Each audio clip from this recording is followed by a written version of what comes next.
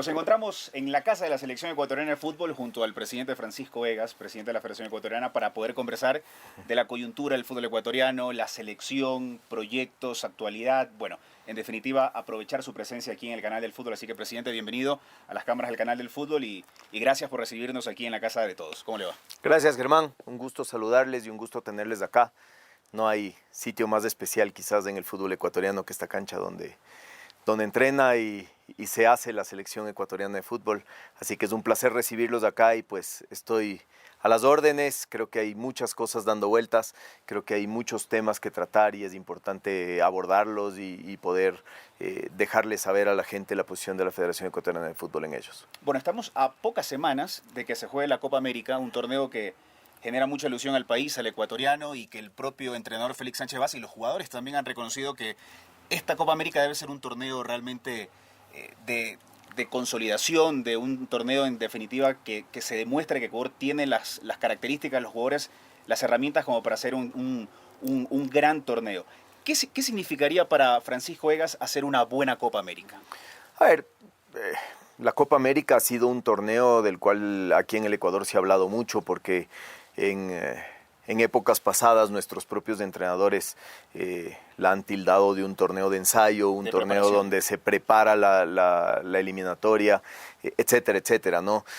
Yo creo que hoy, en la coyuntura en la que está el fútbol sudamericano, con la fuerza con la que se ha diseñado esta Copa América y se la está tratando, Ecuador no puede ser la excepción. Nosotros tenemos que ir a pelear con uñas y dientes todo lo que ahí se juega, ¿no? Que es prestigio, que es un torneo donde están las mejores selecciones del continente. Esta edición va a ser muy particular, además con la participación de las selecciones de CONCACAF, y creo que Ecuador tiene que ir a por todas. Es decir, una buena Copa América es difícil saber. No me conformo con nada. No quisiera decirle si pasamos a segunda ronda me conformo, si pasamos a semifinales me conformo, si no la ganamos no me conformo tampoco. Creo que una buena Copa América pasa por ver a nuestra selección competir, a nuestra selección plantarle cara a los mejores, y ojalá conseguir resultados que nos dejen orgullosos de habernos puesto ese día la camiseta tricolor para acompañar. En la previa de la Copa América habrán amistosos preparatorios para llegar de la mejor forma para el torneo. Ya está confirmado Argentina, el 9 de junio será en Chicago, pero se ha hablado también de que habrán 2 partidos más. Sí, así es, estamos por confirmar, está también confirmado un partido el día 16 con Honduras en Hartford, en Connecticut, que es una ciudad cercana a Nueva York, donde esperamos nos puedan acompañar nuestros compatriotas que allí viven, en toda esa zona, ¿no? En los suburbios de Nueva York. Y otro partido que el rival está por confirmarse en las próximas horas, que seguramente será en Filadelfia el día 12, a mitad de semana. Todo esto con miras a la mejor preparación que podamos tener, ¿no? Es un mes y pico de días que le van a servir muchísimo al cuerpo técnico para preparar la selección. Estas Copas de América son muy importantes porque nos dan el tiempo que normalmente la selección no tiene para trabajar. Entonces, este mes y pico, fuera de lo que ya dije, de competir con todo lo que tenemos por el torneo, también va a ser muy importante para consolidar a la selección, consolidar la idea del cuerpo técnico y que nos sigamos conociendo y amalgamándonos como equipo. ¿Desde qué fecha más o menos el equipo ya estaría viajando a los Estados Unidos? Bueno, la idea es empezar el periplo por los Estados Unidos en los primeros días de junio, seguramente el 1 de junio. Hay una particularidad y es que muchos de nuestros jugadores terminan sus torneos antes del inicio de la fecha FIFA, entonces los vamos a poder tener antes. La idea es que ellos tengan unos poquitos días de descanso y ya después se unan aquí o ya en Estados Unidos a la disciplina de la selección y aprovechar al máximo los días que vamos a tener allá. Bueno, hablando también de la selección, ocurrió un evento que todos conocemos y hizo público en las redes sociales, involucrando a algunos jugadores de la selección nacional y que se ha hablado tanto en estos últimos días, presidente. Ya la federación sacó un comunicado también sobre la situación, que evidentemente lo han analizado y lo van a analizar puertas adentro. Sí. ¿Cómo está el caso? ¿Cómo está la situación con estos jugadores a día de hoy? Mire, aquí convergen dos cosas, ¿no? La una es lo que se ha manifestado, que era el tiempo libre de los jugadores. Sin embargo, creo que para la federación es importante, muy importante, el perfil del jugador que tiene que estar en la selección. Y esto no pasa solo por lo futbolístico, sino también por el ejemplo, por lo disciplinario. Así que creo que esos son temas que se van a tomar en cuenta en futuras convocatorias y eso ya es un tema que pasa también por el cuerpo técnico, obviamente respetando los lineamientos de la selección. Así que La última eso palabra es, la ¿no? va a tener el profesor. Sí, la va a tener el profesor. Nosotros nos hemos manifestado al respecto. Creo que estamos en desacuerdo sobre todo con el perfil que tiene que tener un seleccionado cuando está representando a la selección dentro y fuera de la cancha, y eso es lo que más importa para nosotros en la cultura que pretendemos implementar en la selección. En los últimos días también en redes sociales el presidente de Liga Pro, Miguel Ángel Lor, solicitó, pidió públicamente en su cuenta de Twitter que por favor se hicieran públicos los audios del VAR, ya que tanto se ha hablado en torno a ciertas decisiones arbitrales y con el tema de los audios. ¿Cuál es la situación de todo esto, presidente? ¿Por qué los audios no se pueden hacer públicos? Mire, Germán, lo que pasa es que, a ver, la prensa, y sobre todo la prensa que toma partido por uno u otro lado, cuando hay lados, es experta en sacar las cosas de contexto. Hace poco citaron una declaración que yo di en Guayaquil, pero la citaron incompleta. A mí se me había preguntado que por qué Brasil estaba a punto de aprobar que los árbitros, que se escuche el VAR en vivo.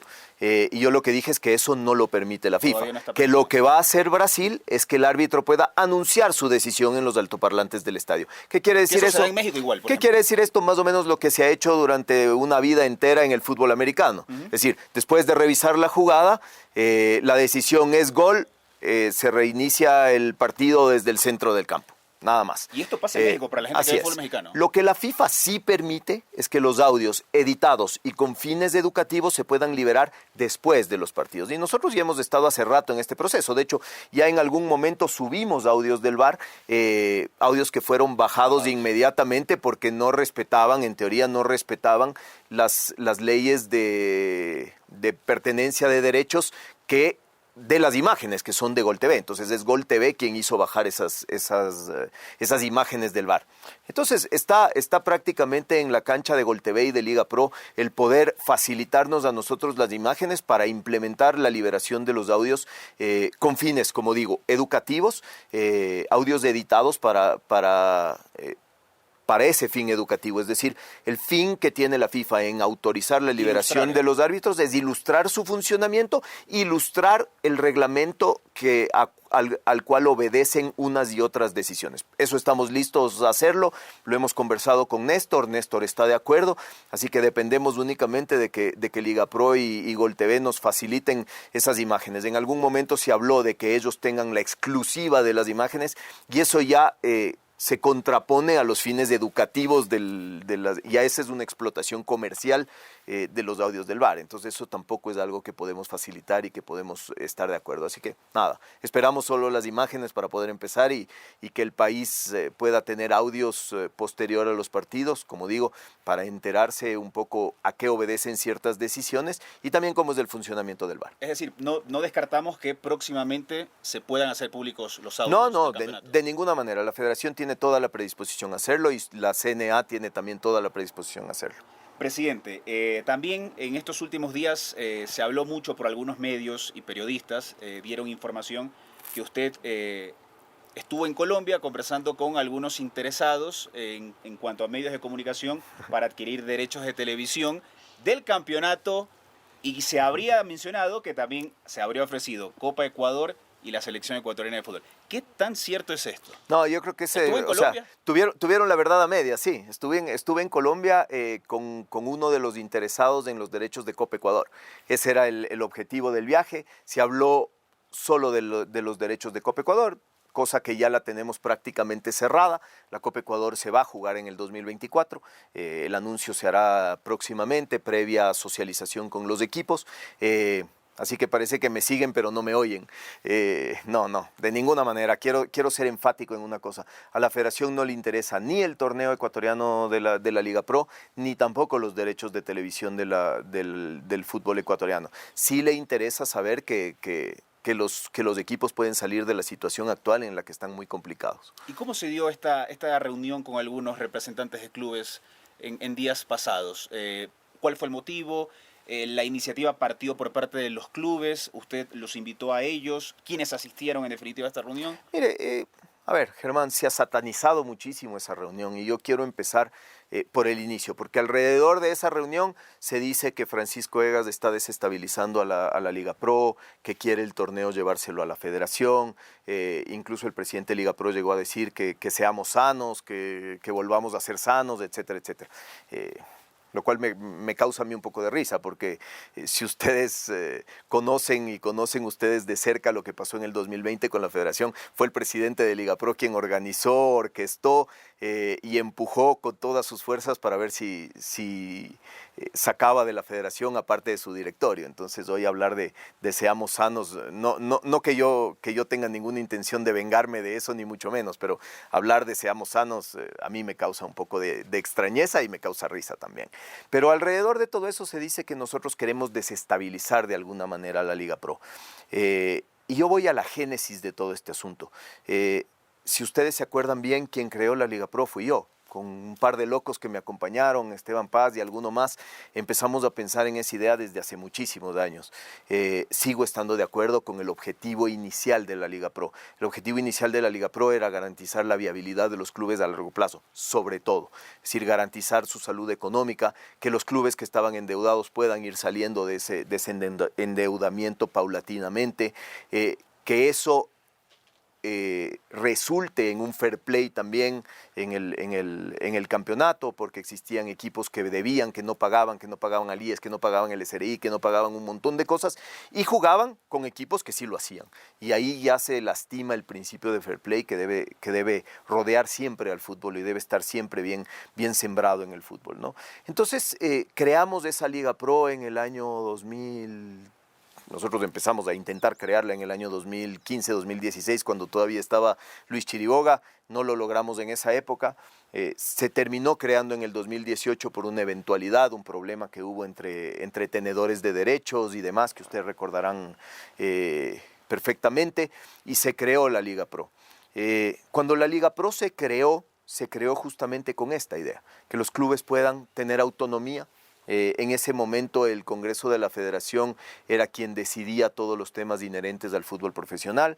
Entonces, si usted quería cambiar cualquier cosa en el reglamento del campeonato, si aumentar un cupo de extranjero o reducir un cupo de extranjero o el calendario o todo eso, usted iba al Congreso de la Federación Ecuatoriana de Fútbol, donde estaban todas las asociaciones, etcétera, etcétera, y ahí se decidía. Yo soy un creyente de que el fútbol profesional, en lo que respecta al fútbol profesional, tiene que tener una cierta autonomía, y por eso la idea de la Liga Pro, ¿no? Y la otra, como le digo, es la viabilidad y la sostenibilidad de los clubes a largo plazo. Entonces, la preocupación, y más que la preocupación, la obligación de la Federación Ecuatoriana de Fútbol, la obligación de su presidente es velar porque eso se cumpla. La Liga Pro no es sino un mandatario de los clubes y ¿cómo se puede decir? Sí, un administrador del torneo. El torneo pertenece a las federaciones. Los torneos del mundo pertenecen a las federaciones. En algunas están delegados a una liga autónoma, si se puede decir. Entonces, es obligación de la federación, es menester que la federación vele siempre por la buena administración del torneo ecuatoriano de fútbol y la buena salud de los clubes. Y nosotros creemos que en este momento hay demasiados problemas alrededor de los clubes, de su salud económica, y entonces estamos preocupados. Y esa preocupación nos lleva a escuchar todos los días las quejas de los clubes de alguna manera todos los problemas que atraviesan, que además muchos de ellos levantan el teléfono y es: presidente, ayúdenos, ¿qué hacemos? ¿Qué podemos hacer, presidente? Ayúdenos. ¿Cuál es el principal motivo de los clubes, de ese reclamo? ¿El tema atraso de derechos de televisión? Hay muchas cosas que se trataron, y usted me preguntaba quién estuvo. La sesión la citó, me parece que fue Liga de Quito, pero estuvo Católica con su equipo filial, estuvo Independiente con su equipo filial, estuvo Aucas, estuvo Leones del Norte, estuvo Imbabura, estuvo Libertad, estuvo Emelec. No sé si se me escapa algún otro equipo por ahí, pero eran 13 o 14 equipos los que estuvieron ese día ahí. Y ellos me citaron y me dijeron: presidente, necesitamos reunirnos, algo hay que hacer con esto porque estamos ahogándonos, nos estamos muriendo. Piense usted que nosotros administramos torneos como el torneo femenino, como el torneo formativo, que quizás sea el eslabón más débil de la cadena, y nos preocupa que mañana los equipos dejen de enviar sus divisiones formativas a competir, dejen de enviar sus equipos femeninos a competir. Ya tenemos algunos principios de eso, equipos que ya no quieren programar sus campeonatos femeninos. Es decir, el momento del fútbol ecuatoriano es muy malo. Y yo lo que digo es, a ver, Liga Pro habla muchísimo de haber crecido, del dinero que se está repartiendo, etcétera, etcétera. Yo me permito recordar que ese contrato se firmó antes de que Liga Pro exista. De hecho, lo firmó Carlos Villasís en su momento con Gol TV. Después, por cosas del destino, hubo que cambiar el modelo, hacerlo con la Liga Pro. Eso antes de que el presidente de la Liga Pro incluso exista o se posesione. No exista porque ya existía, pero se posesione como presidente de la Liga Pro. Así que fue un mérito de los clubes y de quienes fuimos a buscar alternativas al contrato existente en ese momento, el haber traído un contrato nuevo que repartía más dinero. Ahora, yo ya no estuve muy de acuerdo con el contrato que se firmó y mucho menos he podido estar de acuerdo con la administración de ese contrato. Creo que el contrato que se firmó obvió muchas seguridades para los clubes, garantías, etcétera, etcétera. Y la administración, que para mí ha sido lo más grave, que ha sido permisiva con la falta de pago de ese contrato, que ha sido permisiva con los repetitivos incumplimientos de ese contrato, ha hecho que los clubes lleguen a la situación en la que está. Entonces, todo eso, nuevamente, no sé por qué se molestan, porque lo único que se hizo en esa reunión es exponer la problemática y decidir pedir información a la Liga Pro. Seguramente eso se ve como un intento de desestabilizar, pero si mis clubes tienen problemas y me piden ayuda, yo me reuniré una y mil veces con ellos porque no creo que hacemos nada malo. Como digo, la federación es la dueña de ese torneo, no Francisco Egas, no el directorio actual. La Federación Ecuatoriana de Fútbol, como todas las federaciones del mundo, somos los dueños de esos torneos y tenemos que velar por el buen cumplimiento de los objetivos que hay en esos torneos.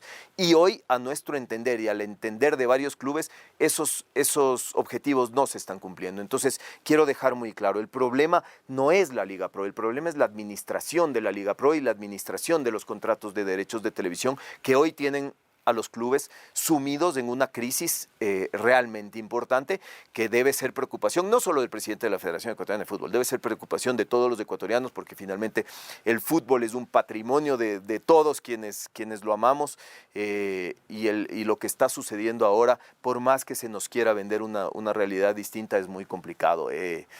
Yo digo, otro de los objetivos primordiales de la Liga Pro era la sanidad y viabilidad a largo plazo de los clubes. Hablábamos en ese momento de un control económico que permita que las deudas se vayan pagando paulatinamente, que se vayan cancelando poco a poco, que el que debía 40 o 50 millones, aunque sea en 10 o en 20 años, pero poco a poco vaya saliendo de ese problema.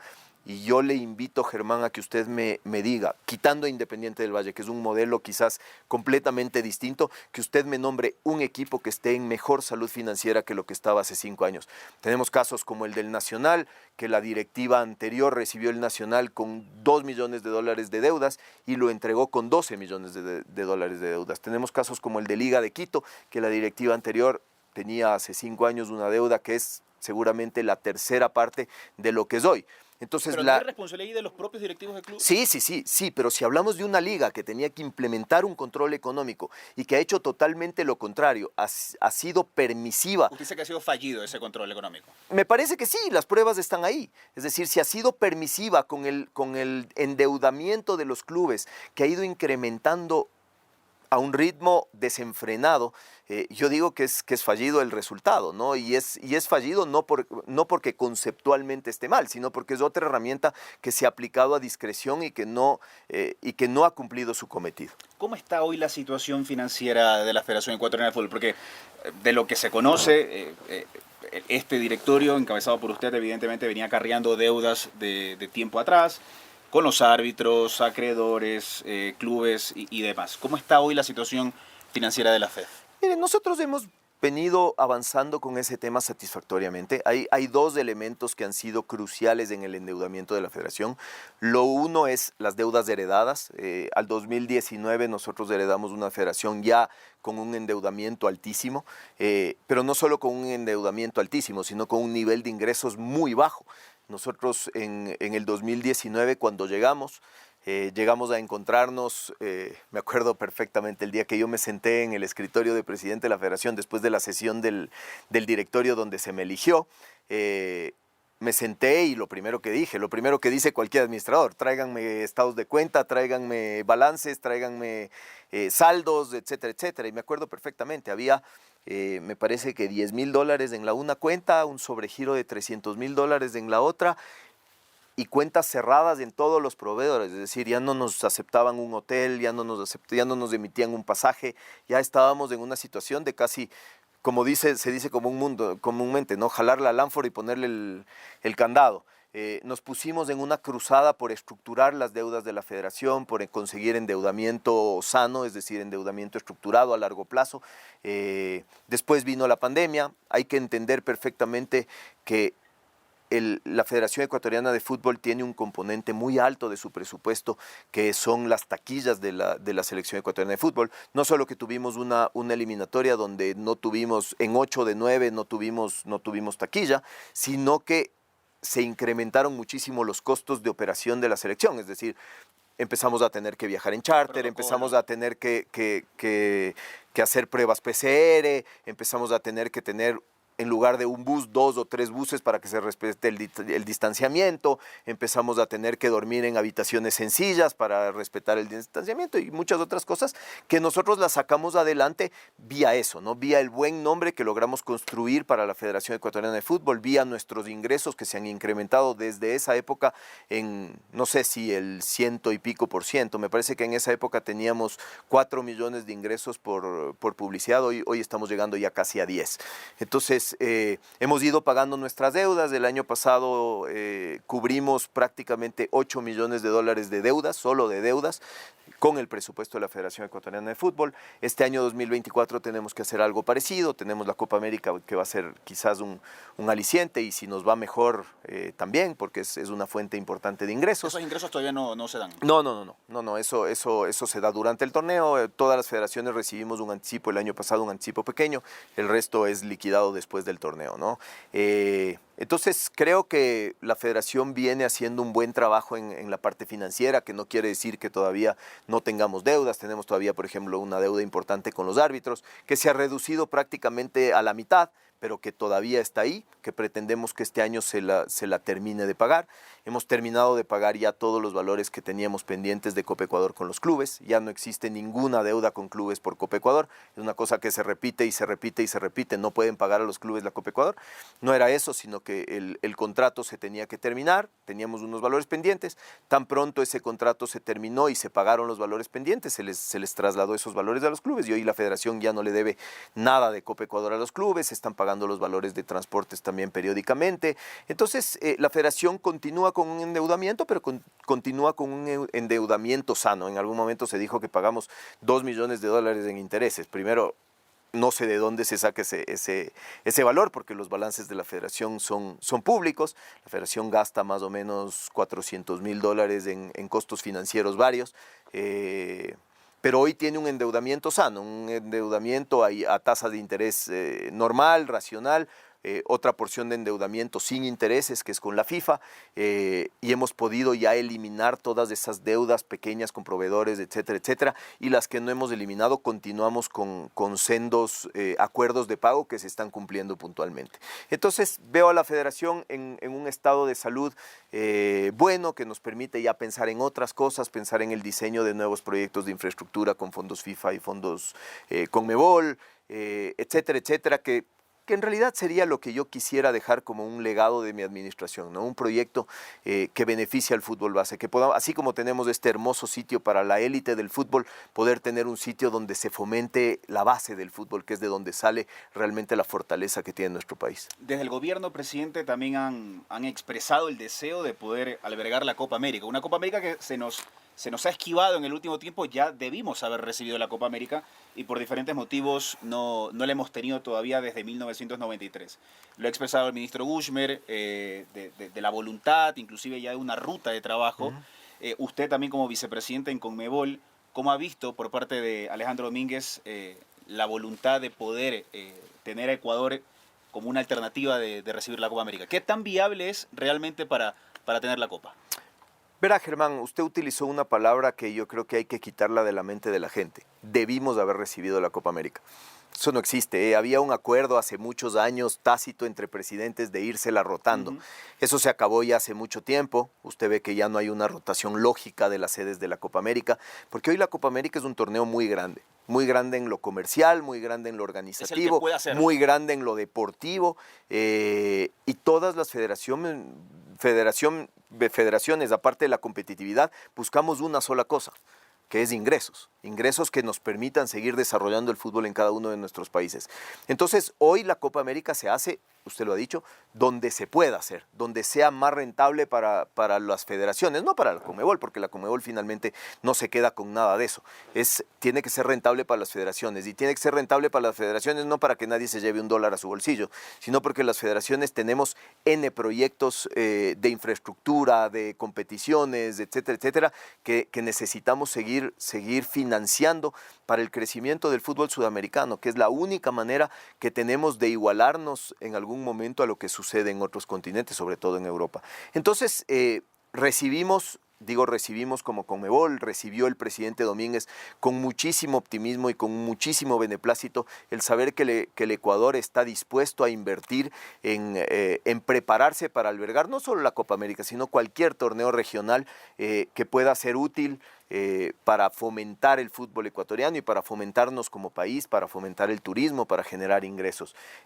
Ya tuvimos una linda experiencia con la final de la Copa Libertadores, la final única de la Copa Libertadores, que dejó a Guayaquil un ingreso de aproximadamente, no sé si fueron $60 millones en total, o $16 millones en total. Me parece que fueron 16 de la cuantificación que nos entregó el municipio, con una inversión que hizo el municipio de $2 millones. Entonces, todo esto dinamiza la economía, todo esto además ayuda al desarrollo del fútbol ecuatoriano, así que tener el apoyo del gobierno para preparar al país para estar listo a albergar cualquiera de estos torneos va a ser un aliciente muy importante. Luego, si se puede o no se puede hacer, lo veremos en el futuro, porque hay que estar listo. Ustedes fueron testigos de lo que fue la última Copa América en Sudamérica, que fue en Brasil, que de hecho es el país más grande de la región y el que mejor preparado está por los estadios que construyó y toda la infraestructura que construyó previo al Mundial 2014. Pero a partir de eso, los otros países tenemos que hacer muchísimo trabajo si queremos que otra vez podamos ser considerados para albergar un torneo de esta importancia, ¿no? Hoy estamos viendo lo que sucede en los Estados Unidos, los estadios donde se va a jugar, el ticketing que ya se proyecta, etcétera, etcétera. Y yo le digo que es un trabajo arduo y muy importante el que tenemos que hacer, no solo el Ecuador, sino todos los países de la región, para poder en algún momento volver a la Copa América, a organizar una Copa América. Claro, porque al final igual la Copa América es América, ¿no? Si bien hay países que en cuanto a infraestructura tienen todas las condiciones, como Argentina, Brasil, últimamente se está jugando mucho en esos países, ¿no? Y lo ideal sería jugar en otros países de Sudamérica, donde evidentemente también se pueda recibir el torneo. Después, hablando de otro tema también, presidente, que tiene que ver con la situación de Barcelona, que también se ha hablado mucho en los últimos días. La participación de Federación Ecuatoriana de Fútbol con el interventor, un interventor que se habla, y lo ha reconocido Antonio Álvarez, es de su confianza, que lo conoce en definitiva. ¿Cómo está hoy la situación con Barcelona ya próximamente a elecciones? Bueno, mire, en su momento era un menester salvaguardar los intereses de la institución, del equipo de fútbol, ¿no?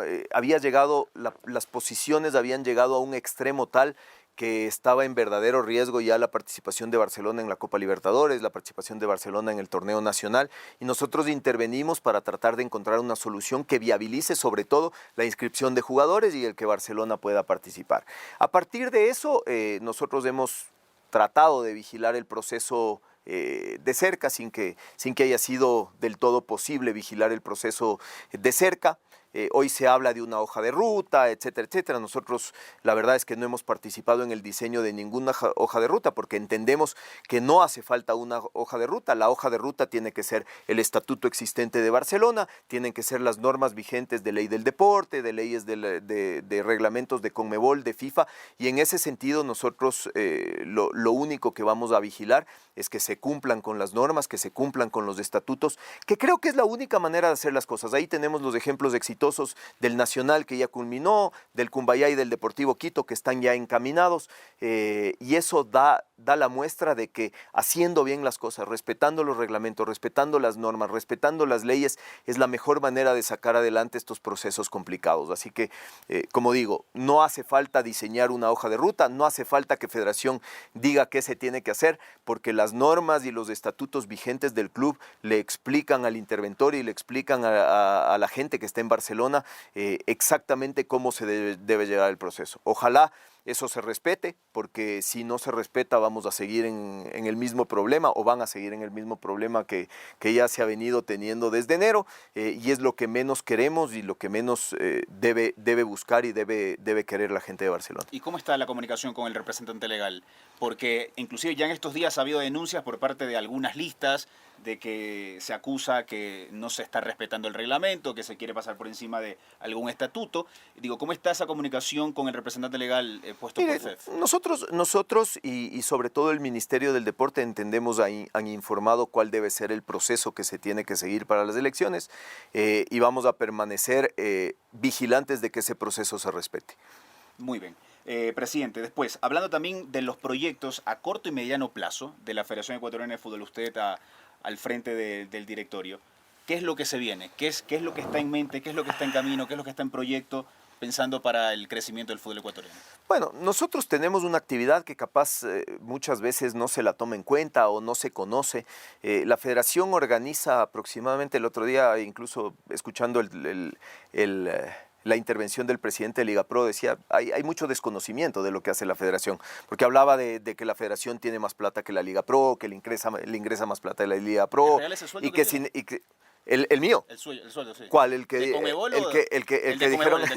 No. A ver, yo voy a ser claro en una cosa. Yo de la Federación Ecuatoriana de Fútbol no tengo un sueldo. Es decir, ninguno de los directores de la Federación Ecuatoriana de Fútbol tiene sueldo. Es decir, el fútbol ecuatoriano no le paga ni un centavo ni a Francisco Egas ni a ninguno de los directores de la Federación Ecuatoriana de Fútbol. Tenemos un honorario en Conmebol que ojalá sería el que se dice. Me parece que ese número salió quizás más de las aspiraciones de alguna otra persona de llegar a ese sueldo que de la realidad.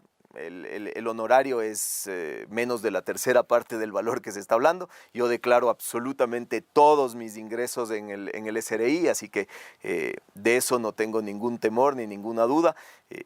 Yo creo que se habla demasiado de este tema, ¿no? Se intenta golpear, nos ponemos nerviosos porque de alguna manera, lo que estaba diciendo algo, existe preocupación en los equipos, existe preocupación en la federación por la actualidad del fútbol y se intenta empañar todo esto con acusaciones que además no son acusaciones reales, pero que sobre todo además se desvirtúan, se disparan, se habla del sueldo en la federación. No, nosotros desde el momento en que llegamos, ni siquiera las dietas hemos facturado porque creemos que eso está por ahí acumulado y en algún momento haremos alguna donación al fútbol formativo o alguna cosa de esas. No hemos llegado a la federación con un interés económico de ninguna manera, y lo digo nuevamente, no nos interesa el torneo, no nos interesa los derechos, no nos interesa los sueldos, tratamos de generar un poco más, y en ese sentido, como decía yo, la federación tiene muchísima actividad que no se conoce. Se hablaba, como decía yo, cuánta plata le ingresa a la federación, cuánta a la Liga Pro. La federación tiene más plata que la Liga Pro y sin embargo está endeudada. Y además, esa palabra deuda, ¿no? Que además se siembra en la mente de la gente como algo malo. Usted, Germán, cuando se compra su casa, se endeuda para comprar su casa. Se endeuda con un fin mayor, tener su casa propia, la va pagando en el tiempo y al final cumple con el objetivo. Nuestro objetivo es el fomento del fútbol. La federación no está para ser lucrativa, ni para presentar balances positivos, ni para presentar superávits económicos. La federación está para invertir todo lo que puede invertir en el fomento del fútbol, y cuando no se ha podido porque no ha tenido ingresos y ha tenido que seguir viabilizando el fútbol en el país, que la selección siga en la cancha, que los equipos sigan en la cancha, que el torneo se juegue a pesar del COVID, etcétera, etcétera, pues echando mano de todo lo que hemos podido echar mano, hemos garantizado que el fútbol continúe en el país. Así que eso es finalmente el fin que tiene la federación, la obligación que tiene la federación, y en ese contexto creo que se desconoce mucho de lo que hace la federación. Como le decía hace un momento, la federación organiza alrededor de 6.300 partidos al año, y eso no se conoce. Los partidos del fútbol profesional son apenas, me parece que son 240. Nosotros organizamos 3.000, obviamente no son del mismo costo ni del mismo nivel, pero hay 3.000 partidos de baby fútbol que se juegan en 22 provincias del país, con 9.000 niños interviniendo en esos partidos. Hay partidos de divisiones formativas, que es una cosa que la hemos seguido organizando a pesar de que en el convenio ya se tenía que haber trasladado a Liga Pro. Sin embargo, hemos seguido garantizando que los torneos de formativa se hagan, que los torneos de femenino se hagan. Acá en Casa de la Selección y en Daule, que es un proyecto que estamos próximos ya a inaugurar, estamos organizando en este año, solo en el 2024 ya tenemos 10 microciclos de las selecciones, de las distintas selecciones organizadas por la federación. Eso es alojamiento, eso es alimentación, eso es un montón, transporte, logística. Esos son los gastos de la Federación Ecuatoriana de Fútbol. En eso gasta la plata la Federación Ecuatoriana de Fútbol. Y cuando no la tiene, pues nos endeudamos para garantizar que eso siga. Y me parece que ese es el objetivo. Entonces, hoy creo que tenemos que seguir pensando en eso, tenemos que seguir pensando en que la fortaleza del fútbol ecuatoriano tiene que estar en la formación de nuestros entrenadores, de nuestros capacitadores, de nuestros árbitros y sobre todo en la formación de nuestros futbolistas. Muchas veces el fútbol ecuatoriano se cuelga de los éxitos de unos pocos equipos que han entendido esto mucho antes de lo que lo ha entendido el sistema. Y hablo de Independiente, de Aucas, de Liga, quizás en menor grado de la Católica, que son clubes que han entendido que la clave aquí está en formar jugadores, en abrirles espacio, en que eso empiece a generar un negocio de compra y venta de jugadores y en que eso nutra a los equipos para seguir invirtiendo abajo. Y ese ha sido el éxito de la selección. Usted jamás me oirá a mí decir que ha sido Francisco Egas el artífice de que la selección le vaya bien o de que a las selecciones les vaya bien. Yo siempre lo digo, son los clubes los artífices de que a las selecciones lo vaya bien. Yo soy nada más que quizás el piloto en el último tramo, en la última vuelta que hacen esos jugadores, pero acá vienen jugadores fantásticos formados por los clubes. Y en el momento en el que el sistema entero entienda, y hablo por sistema, la federación y todos sus clubes, entienda que ahí está la fortaleza del fútbol ecuatoriano, seguramente vamos a ser 10 veces más fuertes porque va a haber 10 veces más proyectos exitosos como los que ya he mencionado. Entonces, creo que tenemos que contribuir a eso. Todos nuestros esfuerzos vienen hacia eso. Sueño con la construcción de un centro muy grande donde funcione la Federación Ecuatoriana de Fútbol y todos sus estamentos cerca del fútbol, cerca de una cancha, cerca de los niños que juegan fútbol, que se preparan. Sueño con un campeonato infanto-juvenil que se juegue en todas las provincias del país y que pueda tener sus finales en Guayaquil, cerca de la Federación. Y todos esos son proyectos que tenemos en mente y que estamos trabajando para poder dejarlos, como decía hace un momento, como el legado de esta administración. A mí no me interesa ni quedarme acá 20 años, ni dejar un superávit enorme, ni que me cuenten el número de mundiales al que fui, a pesar de que ya son 6 en 5 años, y eso es quizás, si dividimos mundiales por año, quizás ya es de lejos la mejor gestión en la historia de la federación, pero yo no me guío por eso, yo me guío por cuántos niños juegan, por qué tan buenos ciudadanos son los niños que se forman en el fútbol, porque creo que el fútbol tiene un fin mayor, que es formar buenas personas, que es formar buenos ciudadanos. La élite del fútbol es muy chiquita, Germán, la élite del fútbol es muy mezquina, es muy cruel. Llegan muy pocos jugadores realmente, de los que inician soñando con una pelota, a los que llegan a poder sostener su vida y la de sus familias con el fútbol es muy poca. El resto tenemos que prepararlos para la vida. Y ese es el fin más importante que tiene el fútbol. La final de Copa Libertadores usted la catalogó como un éxito, presidente, la que se efectuó entre Flamengo y el conjunto del Atlético Paranense en Guayaquil. Hubo denuncias de dineros que fueron enviados por medio de Federación Ecuatoriana de Fútbol, retenciones y todo lo demás. Se hablaban de valores que al final otros decían esos no son los valores reales. ¿Qué ocurrió con toda esa situación del manejo de la inversión en la final de Copa Libertadores? Mire, vamos a ser claros en una cosa, ¿no? Porque también se dijo que la Federación pretendió quitarle a Guayaquil su Copa Libertadores. La Federación le entregó a Guayaquil su final de Copa Libertadores. Fue la gestión de la Federación y mi gestión personal en Conmebol la que llevó a convencer a la Conmebol de que era una buena idea hacerla en Guayaquil y hacerla en el Estadio de Barcelona. Entonces, mal habríamos estado en después quitarle a Guayaquil esa final, ni mucho menos. En su momento sí se le dijo al presidente de Barcelona que era importante que camine de la mano de la Federación para poder sacar adelante el proyecto. Y eso nuevamente se intenta tergiversar. Y luego vino el tema de la inversión municipal de Guayaquil en la final de la Copa Libertadores. Nosotros cumplimos con todas las... $2 millones. 2 millones de dólares, sí. Nosotros cumplimos con todas las obras que nos pidió Conmebol con ese dinero. Incluso hubo obras que no se pudo hacer porque los presupuestos eran bastante mayores, pero hicimos todo lo que era menester hacer para que el torneo se organice. Dentro de esas inversiones, la Contraloría, en la revisión de los valores, consideró que habían aproximadamente $90,000 que se habían invertido en temas que están ahí, pero que quizás no eran objetivo del contrato. Y me refiero, por ejemplo, a la adecuación del Estadio Capo y del Estadio Chucho Benítez, que eran los escenarios donde iban a entrenar los dos equipos finalistas. Pero nunca ha dicho a la Contraloría, esa plata no está. Dice, la plata está quizás, y hablo otra vez, no $25,000, no $2 millones. Se pretende instalar en el ambiente que la Federación se fumó $2 millones de Guayaquil y que no aparece por ningún lado esa plata. El cuestionamiento es por $90,000, y son $90,000 que no es que no estén, sino que son $90,000 que quizás no se encuentran en el Monumental porque se invirtieron en otras exigencias que tuvo Conmebol en ese momento. Sí. No, incluso está en discusión ese tema. Nosotros está en un vaivén entre Contraloría y Federación para poder justificar que esos $90,000 en efecto se invirtieron en temas que eran menester para que se pueda desarrollar el evento. Lo que englobaba la final. Exacto. Y en eso Conmebol ha sido muy enfática, en que fue exigencia de Conmebol el adecuar esos escenarios en una póliza de seguro que teníamos que tener, etcétera.